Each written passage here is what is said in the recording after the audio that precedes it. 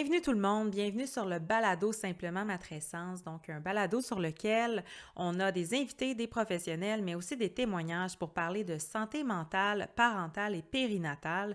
Mon nom c'est Maude, je suis l'animatrice du podcast, mais aussi une des travailleuses sociales de la clinique Matrescence, mais aussi une des cofondatrices de la clinique Matrescence. Donc, avant de commencer, je vais juste vous dire que si jamais vous aimez l'épisode d'aujourd'hui ou vous aimez le balado, allez mettre des étoiles, abonnez-vous à l'épisode, en fait au balado, puis vous pouvez aussi vous abonner à notre chaîne YouTube si vous désirez nous voir pendant les épisodes. Donc, le sujet d'aujourd'hui, c'est un sujet qui est vraiment intéressant. On va aborder la charge mentale, mais surtout sous l'angle de comment est-ce qu'on fait pour en parler sans se chicaner. C'est un sujet qui est épineux, puis je trouvais important, en fait, de le mettre dans les premiers épisodes du balado parce que, on le sait, la charge mentale, c'est un sujet de conflit récurrent. Mon invitée pour en parler aujourd'hui, c'est Caroline. Caroline, qui est également une des cofondatrices de la clinique Matrescence. Elle a fait son projet de maîtrise sur la charge mentale, donc tous les faits qui sont rapportés dans le cadre de cet épisode-là sont des faits issus de la science. Donc, ça nous donne un bon point de départ sur comprendre la charge mentale. Vous savez, la charge mentale familiale, c'est un sujet qui est conflictuel, mais c'est surtout quelque chose par lequel toutes les familles vont passer. Pourquoi? Parce que la charge mentale familiale, ça fait référence au travail invisible lié aux soins des enfants, mais aux tâches de la famille. Donc, toutes les personnes qui deviennent parents découvrent le concept de la charge mentale. Qu'est-ce qui fait que c'est conflictuel, en fait? C'est que souvent, quand on va parler de ce sujet-là en couple ou si on est séparés, quand on va mettre ça sur la table pour en parler, bien, c'est souvent qu'un va l'apporter en se sentant un peu invisible dans son travail, dans tout ce qu'il fait, parce que c'est un travail qui est invisible, qui est non rémunéré. Hein? Puis l'autre va souvent se sentir sur la défensive. Malgré que ce soit inconfortable parler de charge mentale puis que ça puisse être vraiment confrontant, moi, j'ai envie de vous dire que c'est quelque chose qui est assez normal dans un couple ou même dans des familles qui sont séparées par les charges mentales. C'est quelque chose qui peut être normal que ce soit inconfortable. Donc, le contenu de cet épisode-là, il sert vraiment à mettre la base pour vous expliquer ce que c'est, puis ultimement vous donner quelques petits trucs pour justement en parler sans que ce soit une corvée, pour que ce soit un peu plus léger pour vous. Si jamais l'épisode n'est pas suffisant pour vous, puis que vous avez besoin d'un accompagnement un peu plus important pour venir démystifier la charge mentale puis l'appliquer dans votre couple, on a sur notre site web, sur la boutique, un petit outil, un cahier d'exercices finalement qui aborde la charge mentale familiale, dans lequel on décrit vraiment ce que c'est. On a un point de départ ensemble à lire pour bien comprendre ce que c'est, de quoi on parle. Puis, on a des listes pour venir décrire quelles sont les charges de chacune des personnes qui sont concernées par la discussion. On a des outils comme vraiment pas à pas pour vous accompagner dans la discussion, les sujets abordés, beaucoup d'exemples pour vous permettre là, de ne pas avoir le syndrome de la page blanche quand vous commencez à déterminer ce que c'est dans votre famille. Donc, c'est vraiment quelque chose qui est concret, c'est un outil qui est simple, qui est facile d'utilisation, mais surtout rapide parce que, et même s'il y a plusieurs pages dans ce document-là, vous pouvez le lire en sections, puis vous pouvez également l'appliquer là, dès la lecture. Donc, je souhaite vraiment que cet outil-là vous accompagne comme un peu un document ou un petit livre de référence qu'on met sur une table de chevet. Bref, c'est un cahier d'atelier qui est super intéressant à avoir dans votre famille si jamais le sujet vous intéresse et que vous avez envie de mieux répartir en fait ce travail invisible-là dans votre famille.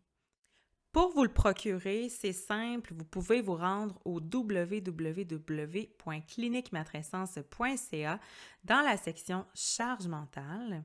Je vais aussi mettre un lien dans la description de l'épisode pour justement les gens qui veulent cliquer directement et arriver sur le cahier d'exercice.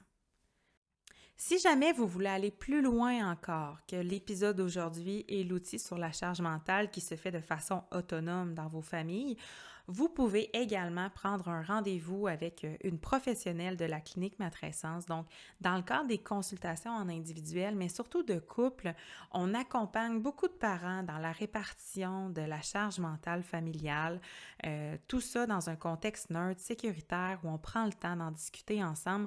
Donc, évidemment, je vous encourage à aller voir les profils des ergothérapeutes, travailleurs sociaux, psychoéducateurs, sexologues. Puis, vous allez voir aussi que sexologue, je vous le dis pas pour rien, mais parce que la charge mentale, ça a un impact sur le désir sexuel. Donc, vous allez peut-être être surpris de ce que vous allez apprendre dans l'épisode d'aujourd'hui. Donc, sur ce, je vous souhaite réellement une bonne écoute. J'ai hâte de lire vos commentaires, votre rétroaction si vous en avez. S'il y a des questions qui arrivent, n'hésitez pas. Je suis toujours contente de vous lire. Donc, je vous souhaite réellement une bonne écoute et en espérant que ça vous serve dans vos familles.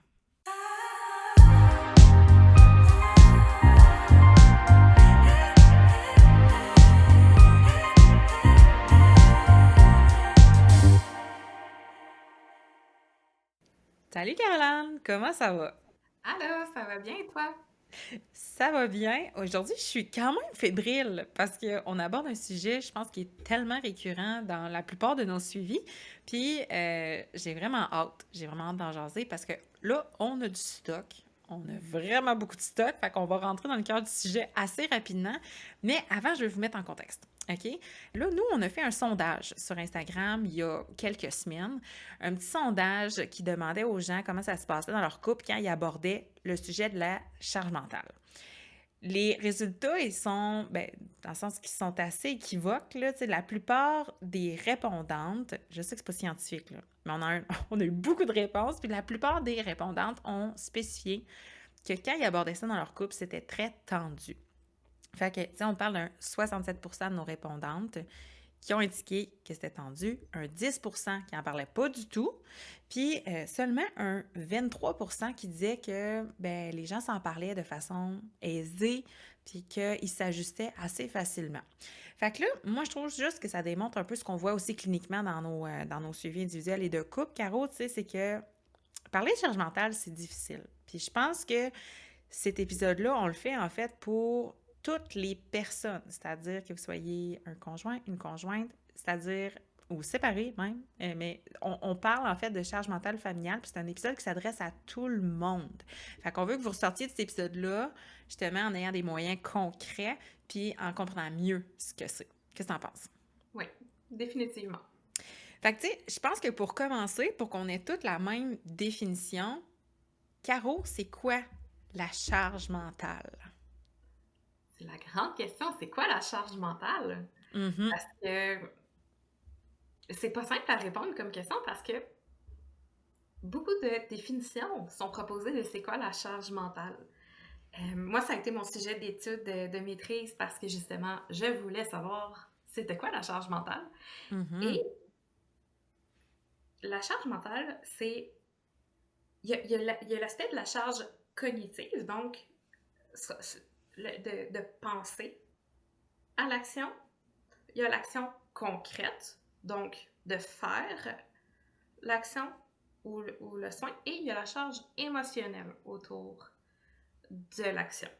Parce que initialement, quand on a commencé à parler de charge mentale, on parlait de charge mentale au travail. Dans l'objectif de comprendre c'est quoi le poids des tâches exécutées par les personnes qui travaillent dans des domaines du savoir. Donc, de savoir, OK, ben, j'ai besoin de quoi comme disponibilité, j'ai besoin de quoi comme temps. Qu'est-ce que ça implique de réfléchir et de planifier quelque chose? Et plus récemment, ça a été abordé en contexte familial. Et c'est important de savoir que justement la distinction entre la charge mentale du travail et la charge mentale familiale, la différence principale, c'est la charge émotionnelle. C'est les Hmm. émotions qui sont liées avec ça. Pas parce qu'il n'y a pas d'émotions au travail, parce que quand on travaille avec des humains, il y a une charge émotionnelle qui vient nécessairement avec. Hmm. Mais tu sais, Caro, quand on parle de charge mentale, on fait aussi souvent référence au terme le travail invisible. Je sais pas, tu sais, pourquoi est-ce que c'est lié ces deux termes-là? Puis, tu sais, il y en a qui vont utiliser travail invisible, d'autres charge mentale, mettons. Oui, ça fait partie justement de pourquoi quand on parle de charge mentale, c'est important de le définir parce que la charge mentale, c'est un travail qui est invisible. On ne peut pas mesurer une charge mentale. On ne peut pas mesurer une charge émotionnelle. On peut la comprendre dans son contexte, mais ça reste quand même que c'est un travail qui est invisible et qui est souvent associé à de nombreux mythes, rendant encore plus invisible la charge mentale. Parce qu'on s'attend à ce que ça se fasse tout seul, si on peut le qualifier comme ça. Alors que c'est pas un travail qui se fait tout seul, c'est quelque chose qui se planifie en amont. Mais peux-tu nous donner un exemple concret, mettons, de charge mentale familiale? Parce que, tu sais, ce terme-là, c'est quand on devient parent ou, tu sais, même avant d'être parent, il y a une charge mentale familiale. Bref, en tout cas, peux-tu nous éclairer là-dessus? Oui, ben, mon exemple le plus simple pour démontrer que la place que ça peut prendre, la charge mentale, c'est vraiment l'aspirateur. Passer l'aspirateur. Là, on n'entrera pas dans le débat, est-ce que c'est mieux de passer l'aspirateur ou le balai? C'est pas ça la question. Il y C'est en a juste qui en ont pour une robotique aussi, là, tu sais, des petites aussi. balayeuses robots. Mais même encore là, il y a quand même une charge mentale associée à un OK. aspirateur robotique. Go! Bref, on va comprendre pourquoi. Parce que la charge mentale, mettons avec l'aspirateur. Donc, l'action visible, c'est de passer l'aspirateur. Une charge mentale pour l'aspirateur, c'est de OK, ben comment est arrivé là l'aspirateur? Est-ce que quelqu'un l'a acheté? Est-ce que quelqu'un l'a magasiné? C'était quoi les besoins? Est-ce que j'ai besoin d'un sac ou c'est sans sac? Est-ce que j'ai besoin de la nettoyer? Si oui, comment qu'on la nettoie? Ça, c'est juste un running gag parce que j'ai un aspirateur sans fil puis que ça a été vraiment long avant que je comprenne comment la défaire pour nettoyer le filtre. Mais bref, je m'éparpille, mais ça fait juste dire que juste passer l'aspirateur, il y a déjà l'aspect plus fonctionnel. Le deuxième, avec des jeunes enfants, quand est-ce que je la passe l'aspirateur? Parce que est-ce que mon enfant est en train de dormir? Pour ceux et celles qui ont plusieurs enfants à la maison, sûrement qu'un des enfants va vouloir passer l'aspirateur. Là, s'il y en a un qui veut passer l'aspirateur, l'autre veut passer nécessairement l'aspirateur. Et là, il y a une chicane qui s'ensuit pour savoir quel enfant passe l'aspirateur, puis là, personne ne veut attendre son tour. Fait que là, c'est de gérer la chicane d'enfants autour de l'aspirateur. Fait que Ça, c'est c'est avec de des trouver enfants plus le bon grands. moment. Mon enfant, il avait à peu près 1 an et demi, puis il voulait passer l'aspirateur. C'était... J'ai des photos de ça, c'est vraiment très, très amusant. Mais bref, il y a tout... C'est juste, on parle de passer l'aspirateur. OK? À quelle fréquence est-ce qu'on passe l'aspirateur? Est-ce qu'on la passe après les repas? Est-ce qu'on s'entend sur qu'est-ce qu'on aspire avec l'aspirateur? Parce qu'il y en a qui vont aspirer juste des poils, juste la saleté. Il y en a qui vont aussi avoir un aspirateur qui peut aspirer les aliments plus comestibles et qui peuvent avoir un potentiel odorant plus important. Donc là, on parle juste d'un aspirateur. Puis c'est pour ça que quand on parle de charge mentale, c'est mon exemple préféré parce qu'il y a tellement de données à entrer, à considérer que si on s'y attarde pas, on se dit, bah, c'est juste l'aspirateur. Oui. Fait qu'il y a comme, il y a la préparation. En fait, il y a la planification, la préparation et l'exécution, dans le fond. En fait, il y en a 4. Il y a aussi la validation. C'est, mettons, je veux passer... Pourquoi est-ce que je veux passer l'aspirateur? OK? Mettons, quand est-ce que je la passe? Est-ce que je l'ai passée assez? Fait qu'il y a aussi la vérification là, la fameuse inspection par la suite. Oui, oui, ça fait bien ça. Fait que, tu sais, mettons l'exemple de la balayeuse, c'est un bel exemple parce que, tu sais, qu'on ait des enfants ou pas, il y a quand même une charge familiale, charge mentale familiale associée à l'aspirateur. Fait que peut-être qu'avant d'avoir des enfants, on se répartissait super bien un peu cette tâche-là, on va dire ça comme ça, la planification, l'exécution, etc. Puis, Caro, tu peux-tu nous expliquer pourquoi, en fait, l'arrivée des enfants ou d'un enfant vient... Ben, en fait, comment est-ce que ça vient impacter la charge mentale familiale que d'avoir un enfant? Bien, à la base, la charge mentale, avant d'avoir des enfants, est quand même considérée comme équitable. Dans le sens que c'est pas nécessairement que c'est 50-50, mais il y a quand même un équilibre qui se crée. Quand les enfants arrivent, bien, premièrement, ça multiplie les charges mentales. Et on arrive aussi dans un contexte où est-ce que on manque de temps. Il faut faire des choix. Donc, si, mettons, on comparait ça avec un budget, avant de devenir parent, notre budget, on n'a pas vraiment besoin de faire un budget.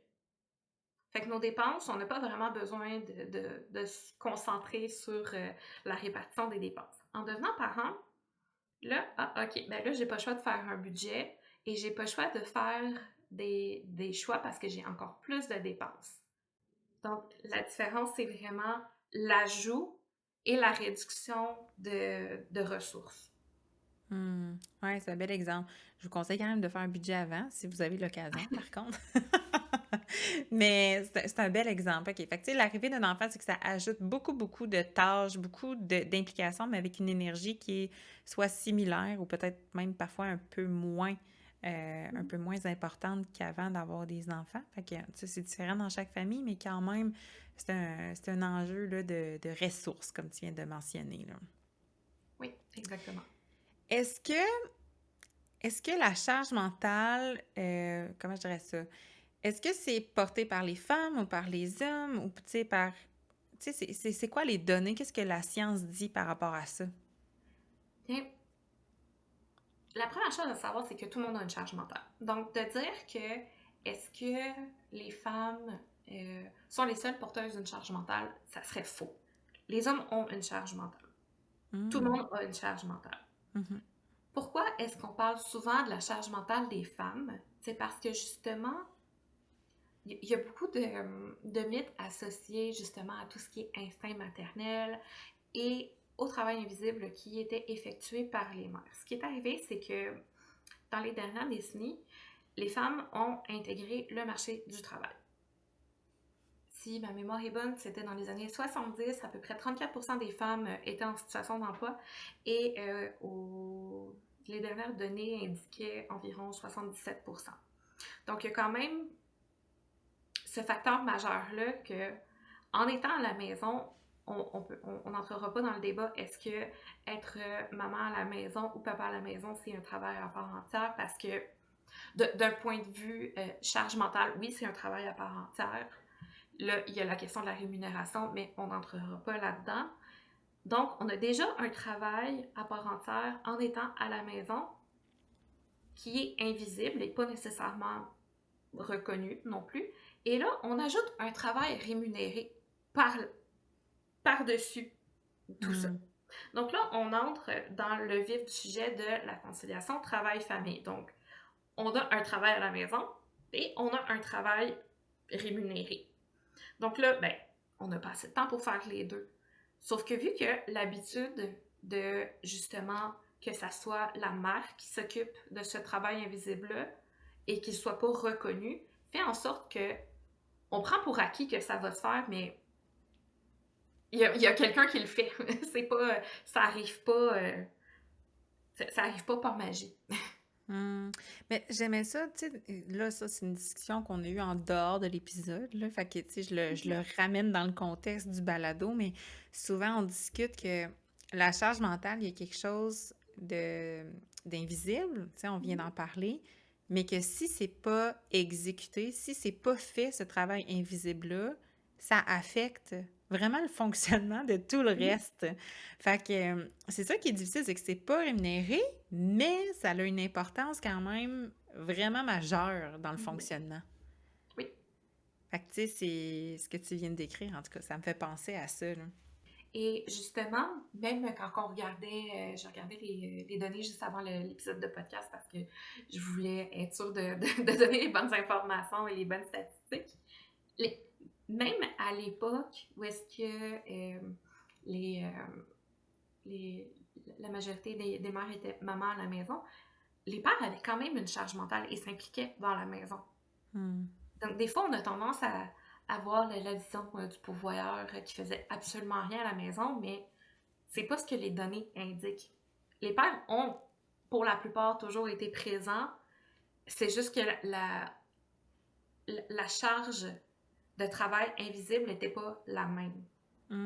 Mais ce que je veux vraiment que les gens retiennent, c'est tout le monde a une charge mentale, puis je vais le répéter plein de fois parce que c'est tellement un sujet qui vient nous chercher dans nos valeurs, qui vient nous chercher dans tellement de parties vulnérables de nous parce que, justement, quand on parle de charge mentale, souvent les gens vont percevoir, OK, mais tu me dis que tu as plus de charge mentale que moi, mais c'est comme un peu de remettre en question l'importance qu'on accorde à sa famille, mais c'est pas du tout le cas.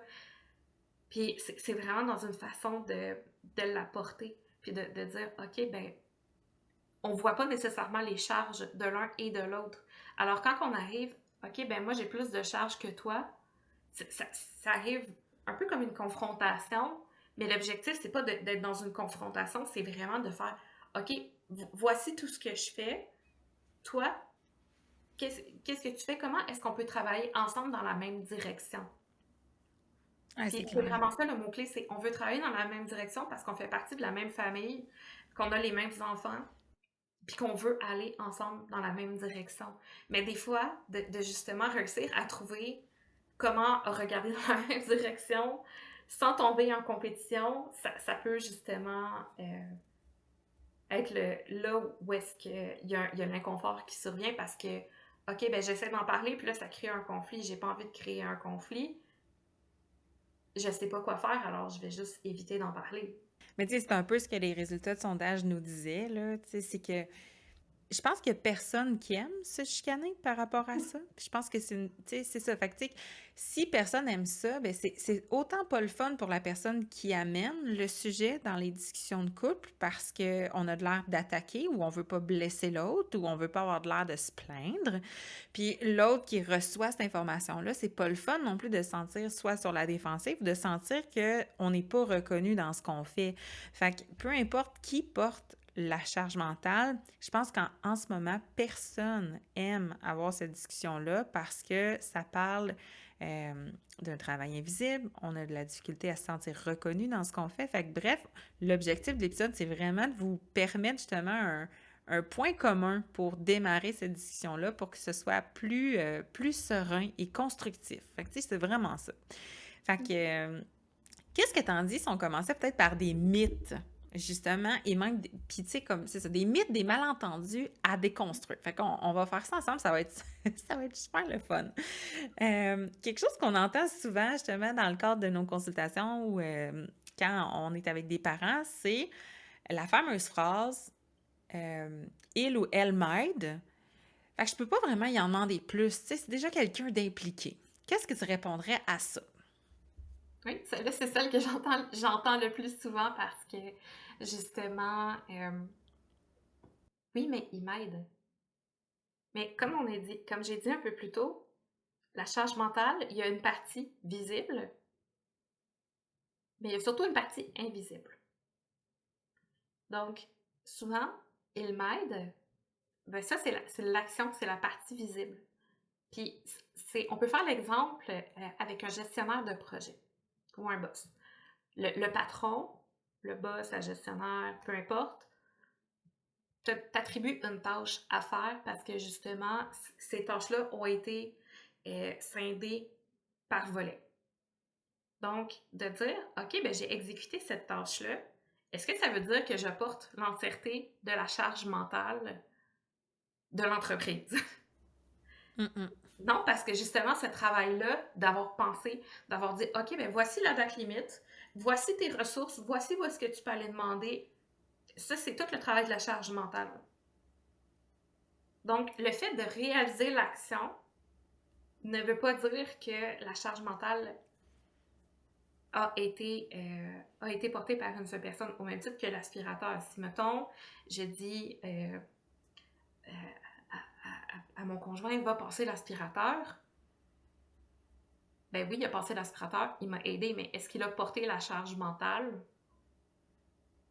Si c'est tout moi qui ai fait le reste, non. Mm-hmm.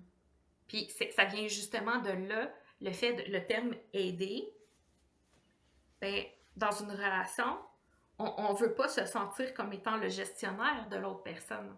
Mm. On veut sentir qu'on a un partenaire, pas qu'on a un employé ou qu'on a quelqu'un à qui on peut déléguer ses responsabilités comme si c'était sa responsabilité, comme si je mettais mon chapeau de la personne qui est la porteuse de la charge mentale. Puis ça, en soi, c'est aussi insultant de se faire dire: «OK, ben c'est moi qui est la grande responsable de ça. OK, quand est-ce qu'on a signé ce papier-là?»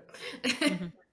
Non, mais c'est important ce que tu nommes. Dans le fond, c'est que souvent, ce que les gens vont mêler, c'est que la personne exécute, tu sais, le coparent va vraiment prendre action, mais souvent, c'est qu'il va y avoir eu une indication au préalable. Fait que quelqu'un va avoir dit, faudrait que tu fasses ça à tel moment, ou, hey, si tu fais manger bébé, par exemple, ben, il faudrait que tu lui donnes ça, c'est dans le congélateur, mais tu sais, justement, ça a été préparé par quelqu'un, quelqu'un qui est allé à l'épicerie pour acheter, pour préparer la purée, mettons, ou faire la DME, peu importe. Tu sais, fait Qui que a c'est... décidé qu'il y avait la DME ou la purée? Qui a fait les recherches pour savoir comment est-ce qu'on fait l'introduction aux aliments Ouais, solides? ouais. On peut partir vraiment loin. Oui, c'est ça, mais c'est bon avec des exemples parce que, tu sais, les gens peuvent justement peut-être se mettre un peu dans ces exemples-là. Fait que quand le piège, en fait, avec ce mythe-là, c'est que essayez de voir dans votre couple, est-ce que vous êtes en train de déléguer l'exécution, mais vous gardez toute la portion de la réflexion, de la planification, les routines aussi, tu sais, je pense entre autres aux routines, tu sais, les matins, les soirs, les transitions, peu importe, les vacances, la préparation des vacances. Si tout ça, ça reste dans la tête de quelqu'un, ben c'est ça qui reste énergivore. Fait que, tu sais, est-ce qu'on peut en demander plus? Mais je pense qu'on peut demander différemment, répartir différemment. Mhm. Fait que ce serait ça, on dirait, moi, que je dirais par rapport à ce mythe-là, là. Oui, exactement, parce que aussi, c'est qu'il y a comme l'espèce de frustration, mais une rationalisation de oui, mais il m'aide. Mais j'ai une frustration de c'est OK, mais moi encore là, mon travail est invisible, mon travail de planification, il est invisible. Fait qu'il y a comme l'espèce de frustration, de rationalisation, mais de frustration qui est jamais apaisée parce que ah ben on l'a rationalisé, OK, mais il m'a aidé. Mhm. Ouais, ouais. Fait que là, c'est une boucle qui ne se termine jamais. Mhm. Ouais. Puis, justement, tu sais, on dirait que ça m'amène à, à la prochaine question, puis le prochain mythe, c'est, ben, il suffit d'en parler comme une fois de la charge mentale, tu sais, de bien en parler en couple, là, tu sais, ou si vous êtes séparés, de bien en parler entre coparents. Puis, un coup qu'on en parle, tu sais, c'est un peu réglé, là, tu sais, c'est réparti. T'en penses quoi? Ça serait le fun. Ça serait vraiment un beau. Ça serait beau, mais c'est malheureusement pas possible parce que justement, les charges mentales évoluent, surtout dans un rythme où, avec un bébé, tout évolue rapidement. Il y a tout le temps des nouvelles charges mentales qui vont s'accumuler, qui vont se modifier. Il y a tout le temps des nouveaux éléments qui vont arriver.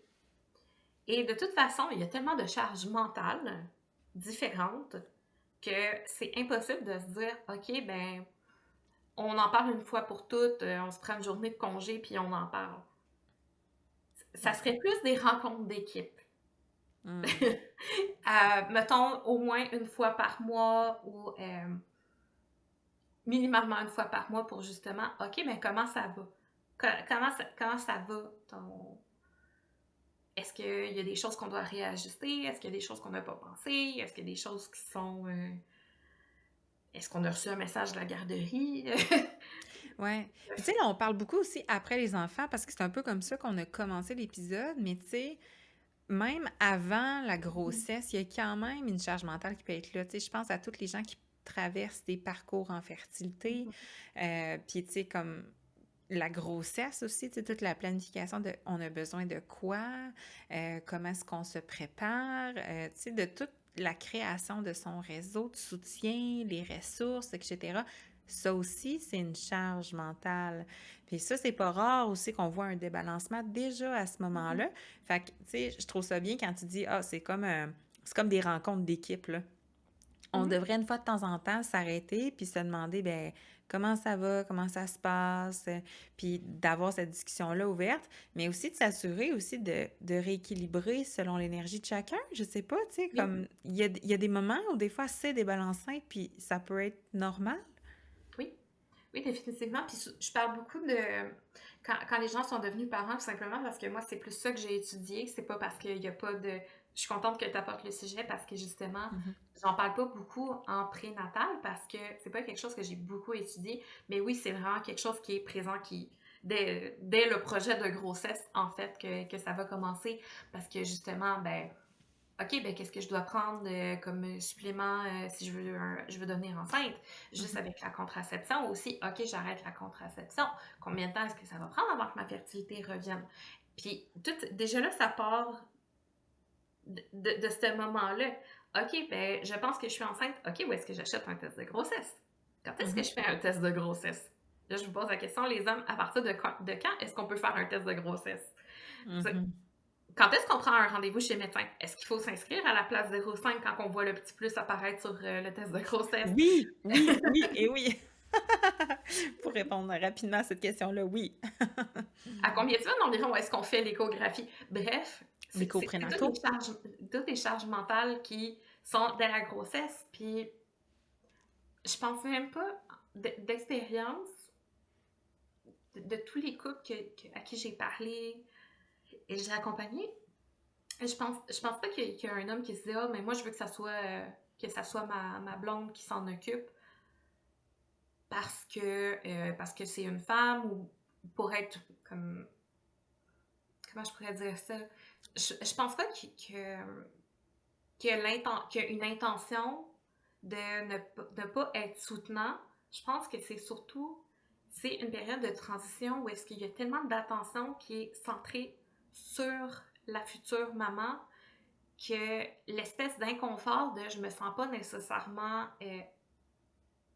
impliquée ou qu'on s'adresse à moi Mhm. peut justement renforcer cette impression-là que, OK, ben je suis juste passif dans cette situation-là. Et une fois que ce modèle-là s'installe, à quel moment est-ce que je peux justement m'impliquer? Fait que je pense qu'il y a aussi une partie que c'est pas juste de dire ah ben les hommes ne s'impliquent pas parce qu'ils veulent pas s'impliquer. Je pense que ça serait complètement faux et injuste de dire ça. Je pense qu'il y a aussi une responsabilité qu'on porte en tant que professionnel de dire OK, mais comment ça va, papa? Est-ce que tu as des questions de sentir que justement, ils font partie du processus? Mhm. Parce Ouais. que justement, c'est déstabilisant, c'est insécurisant de devenir parent. Surtout quand on n'est pas la personne qui porte l'enfant, Mhm. et on peut avoir tendance à se sentir comme étant un observateur dans la situation, mais que justement, de le partager avec sa conjointe ou avec son partenaire. OK, ben je me sens un peu passif. Qu'est-ce que je peux faire pour t'aider? Mhm. Ah, c'est bien. Ouais. D'essayer d'ouvrir le dialogue dès ce moment-là, parce que s'il y a des gens qui nous écoutent qui sont en processus de fertilité, qui sont en processus, qui sont enceintes, de justement ouvrir le dialogue là-dessus. Comment est-ce que tu vis ça? Est-ce que je peux partager quelque chose avec toi? Mhm. Pas Mais ça, dis-moi ça... quoi faire avec une liste de en point de forme. C'est pas Ouais. ça l'objectif, c'est de OK, ben qu'est-ce que tu vis? Partage-moi ton expérience pour que, à défaut d'être la personne qui la vit, au moins que vous soyez au courant puis qu'il y ait un lien qui se maintient à ce moment-là. Mhm. Mais tu sais, ça fait partie justement des stratégies qu'on va aborder à la fin, mais clairement, la communication, ça en fait partie, tu sais. Fait que Mhm. déjà, tu t'as comme donné une petite bride en prénatal, c'est super. Mais écoute, moi, je te ramène en postnatal, là. Oui. Moi et mon Puis, cerveau popcorn. c'est ça, mais non, c'est correct. Mais je te ramène à un autre mythe, justement, que souvent on entend, c'est je suis en congé de maternité ou je suis en congé de paternité, fait que c'est normal que ce soit moi qui porte toute la charge mentale familiale. Tu dis quoi à ça? Si on considère que la charge mentale et que prendre soin d'un enfant est un travail à part entière, puis c'est pour ça que je parle souvent d'un travail à part entière, c'est pas parce qu'on est à la maison qu'on s'occupe des enfants que ça veut dire qu'on doit porter à 100% la charge mentale. Parce que n'importe quel salarié aurait un temps de repos aussi. Et parce que la famille, c'est une entité. Donc, il y a des tâches qui sont partagées. Donc, Ouais. souvent, on a tendance à voir ça comme étant, OK, ben le travail, c'est ce qui est rémunéré. Donc, c'est là que c'est insidieux que ça va arriver. C'est, OK, ben la personne, elle travaille, fait qu'on va répartir la charge mentale en fonction du revenu de la personne qui a un revenu. Mais la, le revenu n'est pas établi en fonction de la charge de travail, il est établi en fonction de plein de choses complètement arbitraires qu'on ne va pas aborder aujourd'hui parce qu'on ne veut pas rentrer là-dedans. Mais on ne peut pas dire, OK, ben la personne qui a un revenu doit n'a pas de charge mentale à porter. Ouais. Parce que de toute façon, dans les faits, la personne qui a un revenu, même si c'est la seule personne qui a un revenu, a aussi des charges mentales. Donc, ça contribue à invisibiliser autant le travail fait par la personne qui est maman à la maison, parce que je parle de maman à la maison parce que oui, il y a des papas qui prennent le congé parental au grand complet, mais statistiquement parlant, c'est plus les mamans, donc je vais avoir tendance à dire les mamans, mais oui, il y a quand même des pères qui prennent le congé parental. Donc, je veux pas invisibiliser cette réalité-là non plus, mais il y a la plupart que ça va être les mamans qui vont être à la maison. Puis moi, tu sais, je rajouterais aussi ce point-là. Tu sais, ça dépend aussi de votre situation. Fait il y a des couples qui vont s'entendre quand même sur un fonctionnement, qui vont avoir eu la discussion de se dire, bon, pour le moment, moi, je suis prête à prendre ça, ça, ça, ou moi, je suis prêt à prendre ça, ça, ça. Puis, il y a un fonctionnement qui est comme un consentement dans le couple. Puis il y a des validations qui sont faites régulièrement, vérification que tout est encore fonctionnel, que tout convient aux deux parties. Fait que moi, j'aurais tendance à dire, si vous sentez que c'est pas égal, ça peut être normal parce que dans le fond, si les deux dans le couple ont, mettons, un temps de loisir qui est équivalent, par exemple, s'il y en a un qui a à peu près 2-3 heures de loisir par semaine puis que l'autre aussi en a 2-3 heures, on arrive à quelque chose qui est un petit peu de l'équité, là, c'est-à-dire qu'au niveau des charges, fait que je pense que aussi il faut considérer ça dans cette affirmation-là, dans ce mythe-là. Définitivement, parce que l'objectif, c'est pas de dire, ben, il y a un modèle prédéterminé que tous les couples devraient suivre. C'est pas du tout ça, c'est vraiment... c'est vraiment l'aisance avec ça et aussi de réussir à prendre soin de soi là-dedans. C'est vraiment ça la clé, puis on... Ok, je viens de brûler le punch, c'est ça notre prochain sujet. Ben vas-y, tu sais, file là-dessus, parce que, tu sais, on voulait parler justement des impacts de... Tu sais, comment est-ce qu'on fait pour savoir que la charge mentale est en train de nous, je vais dire, affecter, là, mais tu sais, de sentir que c'est soit déséquilibré ou que c'est trop ou qu'on a besoin de la revoir ensemble. Parce qu'il y en a des signes qu'on peut observer personnellement, mais aussi dans la famille, dans le couple. Puis j'aimerais ça t'entendre là-dessus. Bien, le premier signe, en fait, le plus évident, le plus mesurable et observable, c'est la diminution de temps de loisir. Statistiquement parlant, les mères vont avoir 30 minutes de loisirs de moins par jour que les pères. Puis ça, c'est pas banal parce que souvent, on va entendre le temps de loisir, on va voir ça comme le temps pour aller au spa puis se faire un facial et une manicure. Quand on parle de temps de loisir, on parle de développer un espace pour avoir la capacité à récupérer physiquement et mentalement de sa journée, de toutes les interactions qu'on a eues pendant la journée, de tous les facteurs de stress qu'on a vécu pendant la journée. Et c'est un besoin qui est essentiel pour justement recharger sa batterie. Donc, le fait qu'il y a 30 minutes de loisirs de moins par jour, et ça, c'est ce qui est observable, puis je tiens à le mentionner parce que il y a un facteur qui est souvent difficile à mesurer, c'est le travail simultané. Le travail simultané, ça, c'est le fait de faire du temps de loisir pendant qu'on fait des tâches. N'est-ce pas, Maud?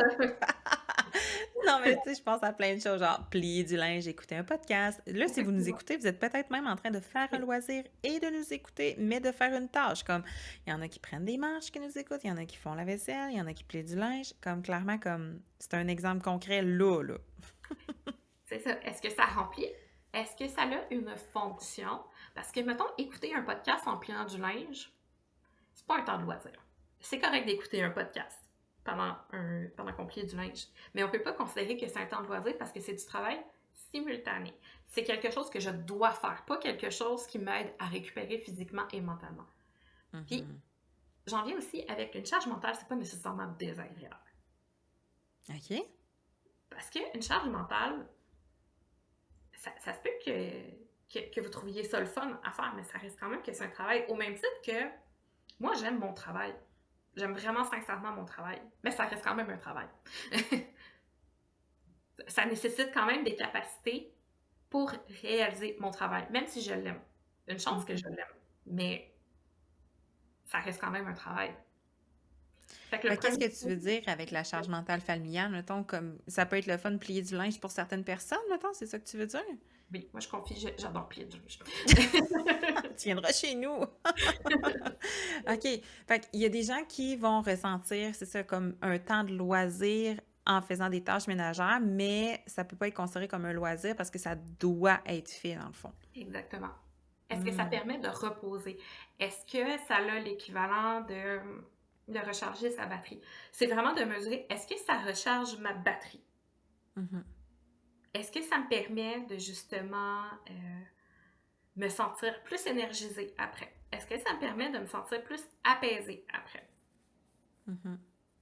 Ouais. Est-ce que ça me permet de me sentir moi-même pendant que je le fais? Même si j'aime faire du lavage puis plier du linge, j'ai pas un sentiment d'accomplissement personnel parce que j'ai plié du linge. Quoi d'autre aussi qui peut être un impact sur les gens, tu sais, quand il y a une charge mentale un peu trop oppressante, je veux dire ça de même. Le deuxième signe, c'est l'impression de toujours être en train de faire quelque chose, mais que la vie, ça diminue jamais. Hmm. Le sentiment de devoir toujours être en mouvement, puis que si on s'arrête, ne serait-ce pour quelques secondes ou quelques minutes, le sentiment de culpabilité parce que la liste n'a pas diminué. Le Hmm. sentiment d'urgence de toujours devoir faire quelque chose, parce que sinon, on va en payer le prix plus tard. Ouais. Ben, un peu comme le sentiment d'être surchargé, là, tu sais, comme Mhm. quand on est surchargé, on peut être stressé, on a des délais à respecter, tu sais, d'être un peu dans cette hyper-vigilance-là aussi. Je pense que ça peut se voir comme ça. Quelqu'un qui peut être plus irritable aussi, qui a de la difficulté à se concentrer, ça Mhm. aussi, ça peut être des signes que, ouf, la charge mentale, là, comme ça pèse, là. C'est ça. Le stress aussi. Le stress et l'attention fragmentée va être souvent observable avec la charge mentale parce que justement, c'est des petites tâches avec des pensées intrusives. L'attention fragmentée, en fait, c'est vraiment, mettons, je suis en train je sais pas, de faire mon travail, de rédiger quelque chose, puis là, je vais penser, oh, est-ce que j'ai pensé à sortir le souper? Est-ce que j'ai pensé à préparer le souper? Ça, c'est de l'attention fragmentée. Ça, c'est au même titre que dans l'attention fragmentée, j'ai appris ce concept-là en lisant le plus récent livre de Sonia Lupien. Puis honnêtement, je sais que c'est une très longue lecture, mais elle en vaut vraiment la peine. Je pense que ça a le potentiel de changer beaucoup notre vision du travail en général. Mais c'est justement, c'est des petites interruptions que généralement, on va nous-mêmes s'imposer, mais ça peut être aussi imposé par les autres. Au même titre que, mettons, je suis en train de faire à souper, mon enfant arrive, puis maman, je veux des poissons. Ben, j'étais concentrée sur ma tâche, je suis plus concentrée. Il faut que je me reconcentre. OK, je t'ai rendu où dans ma préparation, dans quelle étape de ma recette? Ouais. Attention fragmentée. Allô, la parentalité, c'est toujours de l'attention fragmentée C'est quasiment. ça, puis ça nécessite de la récupération. Donc, juste toutes ces petites interruptions-là, ça nécessite de la récupération parce que justement, c'est que notre cerveau travaille plus fort pour se reconcentrer sur quelque chose qui était à la base simple. Hmm. Mais moi, ça, je trouve que ça amène beaucoup de légèreté quand on comprend ça, de savoir même pourquoi est-ce que je suis autant stressée aussi en postnatal. Mais des fois, il y a une explication qui vient par l'attention fragmentée, qui est purement biologique dans le cerveau, puis tout ça, là. Fait qu'on on va mettre la référence quand même de Sonia Lupien pour, Oui. ben, pour les gens qui nous écoutent, puis vous voudriez vous informer un petit peu plus par rapport à ça. OK. Fait que là, les listes qui s'allongent, puis tout ça, y a-t-il d'autres impacts, le stress, diminution de temps de loisir, quoi d'autre, Caro? Il va y avoir des impacts aussi sur la satisfaction au travail et la conciliation travail-famille. Donc, de sentir que souvent, ça va être je me sens pas optimale comme mère, je me sens pas optimale au travail. Je sens que peu importe dans quelle sphère de ma vie, je suis pas optimale nulle part. Je fais Hmm. juste survivre puis j'essaie de passer au travers. Ça va être un signe qui est quand même parlant de la charge mentale qui est quand même élevée. Ben là, justement, on vient d'aborder un peu les signes plus individuellement, tu sais, qui nous donnent l'impression que, ah, faut peut-être se pencher sur la charge mentale puis revoir un peu comment on fonctionne dans notre famille. Là, je veux qu'on se penche vraiment sur le couple parce que ça concerne les couples directement. La charge mentale, ça a plein de répercussions sur le couple quand on n'en parle pas. Euh, donc, je te propose qu'on réponde en fait à des questions parce que là, on a reçu des questions sur Instagram. Puis c'était vraiment d'excellentes questions. Là. Il a fallu qu'on fasse un petit tri, puis là, on a sélectionné 3 pour justement répondre aux différents impacts dans le couple qu'on peut observer là, quand la charge mentale, c'est un enjeu qui est conflictuel. Donc, je viens à la première question, OK, Caro? La première question, c'est mon chum a l'impression d'avoir le gros de la charge mentale parce qu'il s'occupe des travaux. Fait qu'en fait, c'est pas vraiment une question, c'est plus une affirmation de voici le problème dans notre couple, puis voici, tu sais, comme on va parler là, des répercussions en lien avec ça. Puis moi, je vous donne tout de suite un exemple. Puis quand j'ai lu ça, ça m'a fait quand même sourire parce que là, si mon chum m'écoute, il va sourire aussi, mais chez nous, récemment, on a refait faire les drains français. OK? Puis, tu sais, le drain français, là, c'est quand même énergivore. On s'entend, là, ça a sollicité beaucoup de préparation.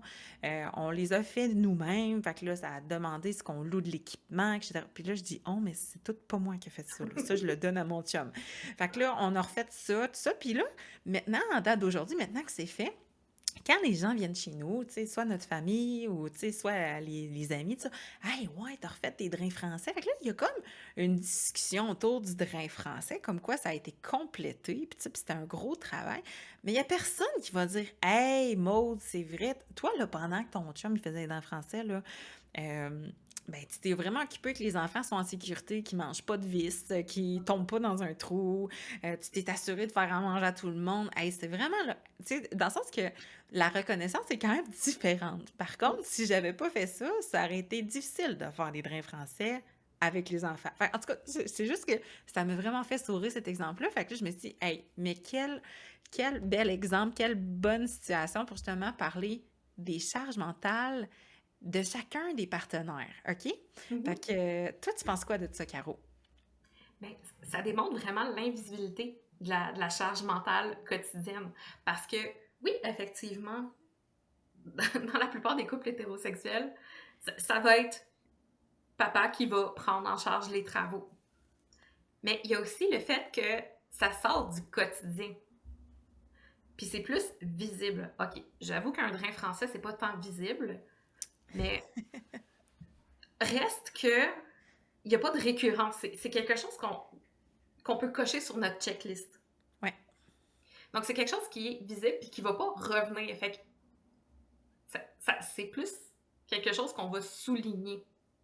Oui, c'est une charge mentale de devoir tout gérer Ouais. les travaux. Sauf que ça démontre aussi l'invisibilité de la charge mentale familiale autour Hmm. de ça. C'est que, si je fais l'exemple du caractère essentiel, si les drains français n'avaient pas été faits, qu'est-ce qui serait arrivé? Ben, c'est sûr que ça aurait pas été chouette, là. On avait de l'eau qui rentrait dans le garage. Fait que, tu sais, on se dit qu'à toutes les fois qu'il y aurait plu, selon la météo, on aurait eu des risques d'infiltration d'eau, dans le Mhm. fond, parce que notre drain fonctionnait pas. Fait qu'il y avait une notion d'urgence, mais c'était pas comme dans la journée, faut absolument refaire notre drain maintenant parce que sinon, on n'aura plus de maison, là. Ouais. Si pendant ce temps-là, tu n'avais pas pris la charge mentale et émotionnelle des enfants, qui devaient être, soit dit en passant, super énervés de voir les travaux chez eux. Mais non, mais ça, c'est un bel exemple, là, tu sais, parce que peu importe c'est quoi l'aspect, puis ça me ramène à la checklist là, qui se renouvelle vraiment rapidement. Tu sais, mettons, faire manger ses enfants, puis planifier les repas, puis tout ça, c'est quelque chose qui revient vraiment vite dans la checklist. Mais que si tu le fais pas, c'est impossible de faire autre chose, admettons. Exactement. Ouais. Fait que, tu sais, tu sais, dans mon cas, c'était essentiel, bien effectivement, là, tu sais, de s'occuper des enfants puis de s'assurer que ces tâches-là plus banales, on va dire ça comme ça, moins grandioses, Mhm. mais tout autant énergivores, ben, étaient nécessaires, tu sais. C'est ça. Puis ce que je veux pour vous donner de cet exemple-là, c'est pas ah ben c'est banal de refaire ses dents en français. S'il vous plaît, ne retenez pas ça. C'est surtout que ça démontre que oui, probablement que ton chum a tout pris la charge mentale autour des drains français, Mhm, effectivement. mhm. Tu as raison qu'il a pris probablement peut-être 100% de cette charge-là. Sauf que ça fait partie des charges mentales parmi tant d'autres.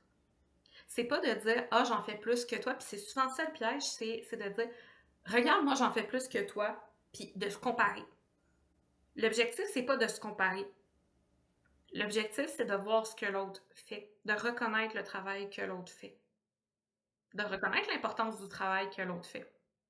Puis tu sais, je trouve ça quand même important de le souligner parce que je veux vous donner un exemple concret de reconnaissance, justement, mais aujourd'hui, en date d'aujourd'hui, quand on parle des drains français, euh, j'entends parfois mon chum dire ben on a fait ça sauf que c'était vraiment important parce que Maud elle a vraiment comme géré à 100% mettons les enfants puis tu sais, à ce moment-là c'était essentiel tu sais que ça se soit géré parce que sinon on n'aurait pas pu faire ce projet-là fait que juste ça c'est comme un signe de hey je te vois je reconnais ce qui a été fait fait que tu sais c'est ça je pense que tu sais bref avec cette affirmation-là de quand il y en a un qui fait des gros travaux, l'impression d'avoir le gros de la charge mentale, mais c'est pas tout à fait lié à la grosseur d'un travail ou à la complexité d'un travail, mais c'est plutôt dans est-ce que ces tâches-là reviennent régulièrement? Est-ce qu'elles sont reconnues? Est-ce qu'elles sont valorisées? Est-ce qu'elles entraînent, je veux dire, un sentiment de satisfaction? Tu sais, fait que je pense que c'est plusieurs choses qui doivent être considérées dans la charge mentale et non dans le produit final comme tel. Mhm. C'est ça, puis l'exemple que tu donnes aussi, c'est aussi que c'était un travail d'équipe. C'est que cette charge mentale-là, il a pu la porter à 100% parce que vous travaillez en équipe, parce que tu as assumé 100% la charge mentale de la famille, mais en fait, vous avez ensemble assumé 100% de la charge mentale en famille parce que justement, vous vous êtes divisé ces volets-là. Ouais. Ah ouais. Mais c'est un bel exemple. En tout cas, fait que je pense que c'est ça qu'on aurait à répondre à cette question-là. Puis encore là, je veux juste préciser, là, en ce moment, on répond à des questions, mais euh, on connaît pas hein, votre situation personnelle, individuelle, familiale en détail. On répond de façon assez générale. Fait que si vous voulez un accompagnement un peu plus personnalisé en lien avec votre situation familiale puis la situation de la charge mentale, mais tu sais, moi, je vous invite à faire appel à une professionnelle. Tu sais, dans notre équipe à la clinique Matrescence, on a plein de pros qui peuvent vous accompagner là-dedans de façon neutre. Fait que je voulais juste spécifier pour pas que vous repartiez de l'épisode en vous disant ah, parfait, j'applique ça, c'est sûr que ça marche. Mais non, tu sais, là, on donne des conseils généraux puis on est conscient que ça peut pas Mhm. s'appliquer à tous les types de familles. OK? Euh, Deuxième question. Je l'ai trouvée tellement intéressante. La personne nous a dit euh, comment est-ce qu'on fait pour répartir la charge mentale quand on est séparé? Puis, tu sais, visiblement, la maman, ce qu'elle disait, c'est je suis un peu épuisée, en fait, de tout gérer. Comme si elle semblait dire que c'était dans sa cour à 100%. Fait que, comment on fait ça? Mais en fait, c'est vraiment quelque chose qui est observé que ben, lors d'une séparation, la charge mentale n'est pas séparée 50-50. Mais on se dit, ah, ben, elles sont séparées, elle va être répartie, mieux répartie. Non. Ouais. Ouais, puis même Ouais. moi, Caro, j'ai déjà eu des gens en consultation, puis même dans mon entourage, des gens qui m'ont dit hey, tu sais quoi, des fois, là, je pense à me séparer parce qu'il me semble que ce serait plus simple, là. On pourrait vraiment comme se diviser ça, puis il me semble que j'aurais comme une pause. Non. Non, effectivement, ça peut aider, dépendamment des situations de couple, mais non, la charge mentale reste quand même inégale. Ben, premièrement, c'est important de souligner que dans la plupart des séparations, la charge mentale inégale est souvent mentionnée. Hmm. Euh, Dans les raisons de séparation, tu veux dire? dans les raisons de OK. séparation. OK. Puis, tu sais, dans le fond, Caro, qu'est-ce que les études rapportent par rapport à la charge mentale puis aux situations de personnes qui sont séparées? Que même si la garde partagée est 50-50, la charge mentale demeure plus souvent qu'autrement portée par la mère. Hmm. Puis dans ces situations-là, admettons, est-ce qu'il y a des choses concrètement qu'on peut mettre en place? Mettons qu'on pourrait donner un ou deux trucs plus concrets de comment est-ce qu'on fait pour mieux répartir dans un cas de séparation. Qu'est-ce que tu proposerais? C'est sûr que, surtout dans un contexte où est-ce que la séparation ne se passe pas nécessairement très bien, parce que une des recommandations principales pour parler de répartition de la charge mentale, c'est d'être dans un moment qui est propice pour le faire et où est-ce que les deux personnes sont réceptives. Donc, si c'est une situation qui est quand même très conflictuelle, je pense pas que ça soit nécessairement le meilleur moment. Mais tu sais, ça peut être de justement aborder, OK, ben selon les volets, on se répartit selon les volets. Mais je pense que justement, ça me fait penser qu'une consultation en médiation pourrait être pertinente parce que c'est quelqu'un qui vient aider à réfléchir sur comment on prend soin des enfants, comment on se divise certaines choses. Fait que clairement que la charge mentale peut être un moyen, là, tu sais, abordé. En fait, ça peut être un sujet qui est abordé en médiation, là. Mhm. Définitivement. Mais oui, souvent, la charge mentale, on se dit, ah, ben, c'est 50-50, mais non, la charge mentale reste quand même portée majoritairement quand c'était déjà le cas par maman. Fait que je passerai à la troisième question, Caro, c'est est-ce que, et c'est bon ça aussi, est-ce que c'est normal quand j'ai l'impression que ma charge mentale est élevée, j'ai plus de libido, comme j'ai plus envie d'avoir une sexualité? Est-ce que c'est normal, Caro? Oui, oui, c'est normal. Il y a plusieurs facteurs qui vont entrer en ligne de compte. Mais la première, c'est le fait que quand on est en mode charge mentale, on est dans notre tête. On n'est pas dans notre corps, on est dans la planification. On est dans... C'est comme avoir son bureau à la maison. On est en Le train de petit faire hamster. des tâches, puis des tâches, puis des checklists, puis de la planification. On n'est pas en mode détente. On n'est pas en mode réceptif. On n'est pas en mode connexion. On Mhm. n'est pas en mode séduction. On est en mode travail. Tu sais, j'imagine aussi, tu sais, le stress, là, tu sais, comme on l'a dit tantôt, comme quand on a une charge mentale qui est élevée, on peut être un peu plus stressé, un peu plus surchargé, irritable. Clairement, c'est pas un environnement propice au désir sexuel. Parce que, tu sais, là, on parle de libido, là, mais libido, désir, Mhm. c'est comme les termes là, qu'on utilise le plus couramment, là. Oui, puis il y a aussi, il y a beaucoup de gens qui vont être plus sensibles à tout ce qui est surstimulation. Puis le désordre, c'est quelque chose qui est surstimulant. Donc quelqu'un qui est déjà surstimulé à la base parce qu'être parent, c'est surstimulant, que là, en plus de ça, on rajoute une couche de surstimulation visuelle, plus la surstimulation cognitive de devoir penser à toutes les choses que je vais devoir faire. Ça fait juste créer une couche de plus à la disponibilité. Hmm. Ouais. Oui.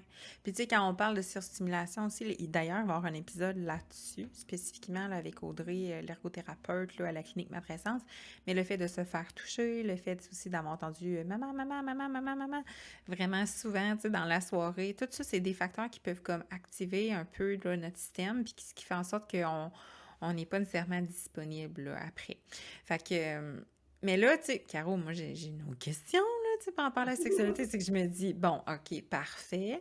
Fait que moi, je fais 1 + 1, je me dis, bon, ben parfait. Si l'autre, tu sais, si le coparent ou si l'autre personne dans le couple décide de prendre un peu plus de charge mentale, est-ce que nécessairement ça veut dire qu'il y aura plus de sexualité? Non. Puis ça, c'est vraiment une question qui est très importante puis qui revient souvent parce que c'est pas parce que la charge mentale est mieux répartie, c'est pas 1 + 1 = 2. C'est un tout. Puis je fais souvent des exemples comme ça, juste parce que c'est ça que vous allez retenir, puis c'est ça que je veux que vous reteniez de toute façon. Prendre en charge plus de charge mentale, c'est pas une carte de points. C'est pas comme, OK, mais quand j'ai accumulé assez de points, je peux les échanger. Parce que ça se peut que ça fasse super longtemps que justement la charge mentale est assumée par une seule personne, ça se peut qu'il y ait de l'épuisement. C'est que c'est pas juste un seul facteur. Fait qu'on peut pas dire, OK, ben, j'ai ma carte de points, fait que je vais pouvoir l'échanger directement. Ouais. Il y a tellement de facteurs, puis c'est pour ça que j'aime pas ça dire la charge mentale a un impact sur le désir sexuel parce que ça serait une simplification de quelque chose qui est beaucoup plus complexe puis qui est beaucoup plus nuancé. Oui. Mais tu sais, ça me fait penser, Caro, admettons qu'on parle de ça, là, de la transaction, comme tu dis, la petite carte de points, là. Mhm. Mais tu sais, si justement la charge mentale est juste assumée dans le but d'obtenir une sexualité plus fréquente ou plus avoir certaines faveurs, ben, peu importe comment on appelle ça, mais je peux imaginer l'autre personne qui remarque, ben, admettons que Mhm. son ou sa partenaire prend plus de charge mentale, donc ça vient causer un stress de dire, ah non, tu sais, ça veut dire que on s'en va vers ça, ça va être ça son attente. Fait que clairement, même ça, c'est pas un terrain propice justement à laisser aller son désir. Fait que tu sais, il faut vraiment que ce soit, tu sais, la charge mentale, c'est un dossier à part entière, mais il faut pas que ce soit comme un genre de récompense. Genre, je l'assume, donc on va avoir ça ensemble. Tu sais, c'est vraiment pas ça. C'est pas deux choses qui vont ensemble. Non, fait que la réponse très nuancée parce que je trouve ça vraiment important de répéter que la sexualité et le désir, c'est quelque chose qui est très... J'aime pas ça dire complexe parce que je veux pas qu'on pense que la sexualité des femmes, c'est quelque chose qui est complexe puis qui est un peu, comment dire, mythique et que hyper compliqué à comprendre parce que c'est pas vrai puis que ça ferait juste renforcer un mythe que les femmes, ils sont compliquées puis c'est pas le cas. Mais c'est de dire que oui, la charge mentale a un impact sur le désir, mais qu'on peut pas juste dire, OK, ben je vais prendre plus de charge mentale, puis ça va régler le problème. Ouais, ouais. Ça, ce serait simplifier la chose. Fait que est-ce que c'est normal qu'avec une charge mentale élevée, on ait moins de libido? Oui, mais de prendre plus de charge mentale, ça va pas non plus l'augmenter. Fait que là, Non, c'est un c'est ça, peu ça qu'il faut exactement. C'est retenir. qu'il y a beaucoup, beaucoup de choses qui rentrent en ligne de compte. Fait que je veux pas que je veux pas que vous reteniez que prendre plus de charge mentale va faire en sorte que vous allez avoir plus de sexualité. Ouais. Mais en tout cas, c'était trois bonnes questions qu'on a reçues justement de Vraiment. notre communauté là, sur les réseaux sociaux. Fait que, en tout cas, j'ai trouvé ça bien le fun de pouvoir répondre. Puis, je terminerai un peu là-dessus, Caro. Est-ce qu'on pourrait donner euh, quelques pistes de réflexion pour justement les personnes qui veulent parler de la charge mentale en couple sans se chicaner? Tu sais, c'est vraiment ça. Comme, on commence par où quand on veut intégrer ça dans notre couple? Ben, la première chose, ben, c'est de choisir un bon moment. De pas en parler à un moment où est-ce que vous êtes déjà fâché contre l'autre ou, tu sais, mettons, vous êtes déjà contrarié. Ouais, ben là, j'aimerais ça qu'on parle de charge mentale. Non. Je déconseille de le faire parce que justement, c'est un sujet qui est très sensible parce que justement, ça touche à à des valeurs importantes. Ça touche aussi à des sujets qui sont en interdépendance. Oui, puis on parle de la reconnaissance aussi, tu sais. Oui. Puis de reconnaître que tout le monde a une charge mentale. Parce que de dire, oui, mais j'en fais plus que toi, ça crée je me sens attaquée, je n'ai pas envie de discuter avec quelqu'un avec qui je me sens attaquée. Ouais. Moi, moi là, en tant que professionnelle, j'aimerais ça qu'on arrête de parler de charge mentale. Vous allez me dire, c'était pas de ça qu'on vient de parler tout l'épisode. Oui, j'aimerais ça qu'on arrête de dire la charge mentale des mères. J'aimerais ça qu'on change dans notre discours à l'avenir. Je vais avoir bien de fun à réécouter cet épisode-là dans quelques années. J'aimerais ça qu'on normalise le discours qu'on parle de charge mentale familiale. C'est que Mhm. toutes les charges mentales qui sont liées à la famille, j'aimerais ça que ça soit une charge mentale qui est familiale. C'est-à-dire que elle n'appartient pas à une personne ou à un autre, elle appartient à la famille et en tant qu'équipe, on se répartit les tâches de chaque associé à la famille. J'aimerais ça que ça ne soit pas juste d'emblée, OK, ben c'est maman qui va porter ça, puis maman, vu que c'est maman qui porte ça, c'est à maman de déléguer. Que ça soit vraiment Ben, on est une équipe et on répartit nos charges mentales ensemble. C'est de partager, OK, ben, moi, maman, j'ai telle charge mentale en ce moment, telle charge, telle charge, telle charge, telle charge. Papa, j'ai telle charge, telle charge, telle charge, telle charge, telle charge. Qu'est-ce qu'on fait avec ces charges-là? Comment est-ce qu'on les répartit? Est-ce qu'on est à l'aise avec la répartition? Ça se peut que vous soyez à l'aise avec la répartition actuelle. Puis, en soi, j'ai justement, après avoir terminé mon projet de maîtrise, j'ai créé un cahier justement pour guider ces réflexions-là. Mhm. De, ben, c'est quoi la charge mentale? Comment rendre visible l'invisible? Et comment est-ce qu'on peut la répartir avec des stratégies? Parce que justement, c'est qu'on peut pas se dire, OK, on va faire ça en une journée, puis genre, ça va être réglé pour le restant ça va être réglé puis canné pour le restant de notre vie de famille. Mhm. Mais c'est que c'est un travail, c'est de justement l'ancrer dans la routine.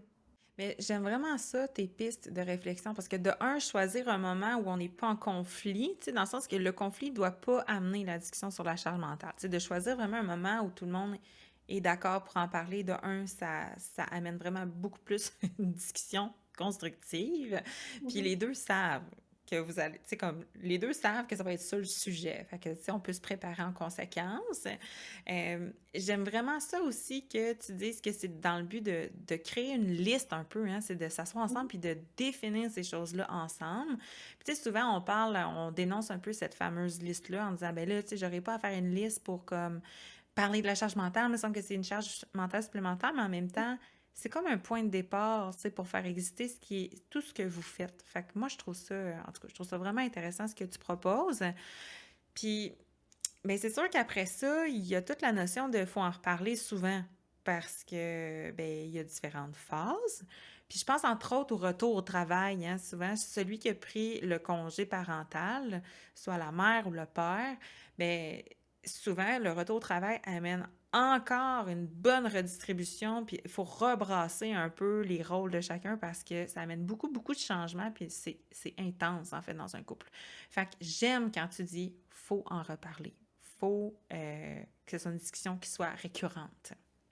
Oui, puis justement, parler des listes, parce que ça, c'est souvent quelque chose que j'ai lu. OK, ben, il faut faire une liste. Mais c'est pas de faire une liste de qu'est-ce que l'autre personne a à faire. Et là, la nuance, c'est que je veux pas, OK, je vais te faire une liste de qu'est-ce que tu as à faire, comme je te fais une liste d'épicerie, puis il faut que tu ailles chercher ça à Mhm. l'épicerie. C'est pas ça, c'est de faire une liste. En fait, cet outil-là, j'ai déjà fait une liste des charges mentales des familles, parce qu'on s'entend que c'est quelque chose qui est essentiel à la vie familiale d'avoir des charges mentales. Donc, OK, ben c'est qui prend ce volet-là en ce moment? Fait que ça, c'est que ça permet de faire reconnaître, OK, ben ça, c'est une charge mentale, puis ça existe. En ce Mhm. moment, qui est-ce qui la prend? Fait que ça aide à faire reconnaître justement qu'est-ce que chaque personne prend, parce que souvent, en suivi, quand j'explique, quand je remettais cette liste-là, les gens étaient comme, OK, c'est pour ça que je suis brûlée. Oui, c'est pour ça que tu es brûlée. C'est logique parce que justement, il y a tellement de choses, c'est que ça permet de se faire comprendre à soi aussi tout ce qu'on fait dans une journée, parce que la pleine conscience, c'est beau, c'est vraiment utile, mais on peut pas être en pleine conscience pour tout, partout, parce que ça serait trop lourd. Fait que des fois, ça devient juste automatique qu'est-ce qu'on fait. Fait que de devoir s'arrêter puis de faire une liste à l'autre, effectivement, c'est une charge mentale de plus. Mais l'objectif, c'est pas de faire une charge mentale, c'est de dire, OK, voici tout ce que je fais, comme voici tout ce qu'il y a à faire dans une charge mentale familiale, a pris quoi en ce moment, et est-ce qu'il y a des sujets qu'on veut se répartir? Comment est-ce Mhm. qu'on veut se les répartir? Ouais. Puis même, Caro, je rajouterais, tu sais, des fois dans la charge mentale aussi, tu sais, dans les listes de chacun des partenaires, il y a des choses qui ont quand même une connotation agréable et Mhm. positive. Tu sais, du genre, là, puis là, c'est différent dans chaque famille, là, mais là, je généralise. Entre changer des couches, préparer un repas, planifier un repas versus jouer avec un enfant dans le salon au petit train ou aller faire du vélo, ben des fois, il y en a un qui est comme plus agréable que l'autre. Fait que ça Mhm. peut être aussi quelque chose qui est alterné selon les journées de la semaine, selon les moments de la semaine. Fait que de considérer aussi qu'il y a des choses qui sont plus agréables que d'autres. Fait que ce serait pas non plus équitable que quelqu'un ait juste les choses qui sont très, très, très agréables, l'autre, toutes les choses qui sont moins stimulantes, on va dire ça comme ça. Puis ces choses-là, là, je vous le dis, là, c'est différent pour chaque famille, là. Il y en a qui vont se dire, moi, j'aime ça, laver une toilette, puis il y en a d'autres, non, c'est pas vrai. En tout cas, j'aimerais ça la rencontrer, cette personne. Mais tu sais, il y a des gens qui vont apprécier certaines tâches, d'autres qui vont pas les aimer, puis il y a parfois, c'est très complémentaire dans le couple, hein. On se rend compte que ce qu'un aime pas, l'autre l'aime. Fait que c'est comme ça aussi qu'on peut organiser les listes. Exactement. Fait que c'est vraiment, oui, faire des listes, mais non à faire des listes en même temps. Fait que tu sais, c'est ça la difficulté, c'est que la charge mentale, c'est que il n'y a pas de réponse universelle de comment la répartir, puis il n'y a pas de mode d'emploi. Ce que j'ai essayé de faire avec cet outil-là, c'est vraiment de faire un guide de réflexion. Oui, il y a des charges mentales qui reviennent, mais tu sais, il va y avoir des nuances à apporter. Mais ça se peut que ça ne soit pas nécessairement des choses que vous vouliez partager non plus. Fait que tu sais, il n'y a pas de OK, on doit tout faire 50-50 pour tout, on doit se consulter pour tout, ou c'est que ça dépend de vous, votre raison. L'objectif, c'est pas de dire il y a une meilleure façon de vivre sa charge mentale, c'est justement d'être confortable avec ça. En fait, que les deux soient confortables, hein? Pas juste un des deux, en fait. Exactement. C'est surtout ça. Ouais. Puis c'est surtout de reconnaître le travail invisible de la charge mentale. Parce que souvent, tu sais, c'est sûr que ça s'inscrit dans une vision beaucoup plus féministe du travail, mais tout ce qui est travail de soins est souvent considéré comme n'étant pas un travail, mais ça reste quand même un travail. Déjà, le travail de s'auto-gérer émotionnellement, c'est un travail en soi. Et c'est ici que je plug mon exemple de poisson. Mettons, là, un exemple, c'est... J'ai tout fait un beau souper, je me suis vraiment forcée pour faire un repas avec des légumes. Équilibré, puis tout. Équilibré. Mon enfant pousse son assiette, fait Burk, je veux des poissons.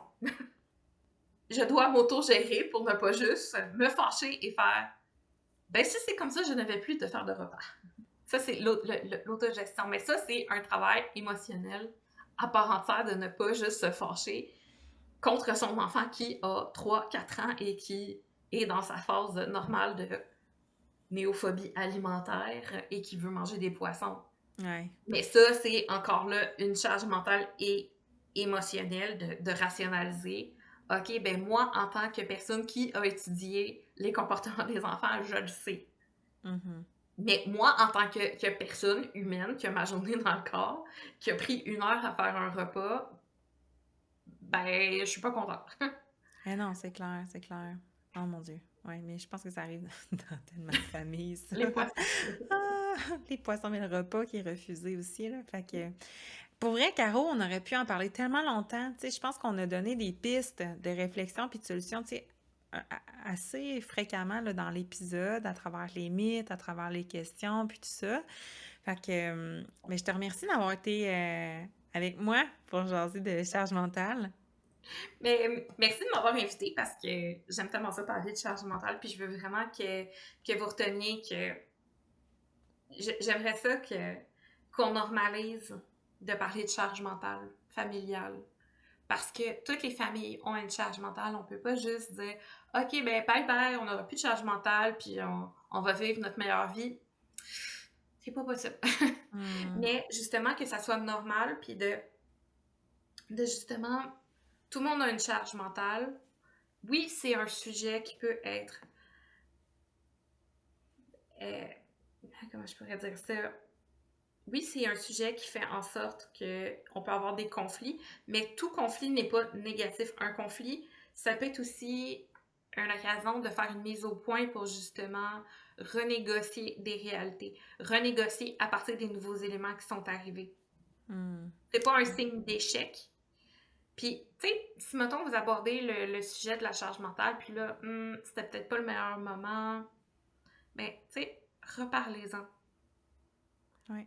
Parce que c'est une charge mentale qui est familiale, parce que le travail de la charge mentale est souvent invisibilisé, mais il est réel, puis il y a des conséquences réelles sur les gens, sur les couples, puis sur les familles. Mais j'espère que vous allez vous sentir plus outillés, justement, ceux qui nous écoutent. C'est un long épisode, mais je pense qu'on a abordé beaucoup de sphères. Puis je pense que c'est un épisode qui est complet là, pour vous accompagner, autant dans vos familles que dans le concret, là, dans votre couple. Fait qu'en espérant que ça vous a été utile, je vous inviterai justement à donner des étoiles sur le podcast si vous aimez le contenu de nos épisodes. Ça nous aide vraiment à faire connaître là, notre balado. Vous pouvez aussi laisser des commentaires sur la plateforme d'écoute que vous utilisez. C'est vraiment aussi intéressant d'avoir votre feedback sur les épisodes. Puis, je vous invite également à consulter le www.cliniquematrescence.ca si vous désirez avoir l'accompagnement d'une professionnelle pour vous aider dans les charges mentales familiales. Donc, c'est possible de prendre un rendez-vous en ligne de façon très simple et rapide.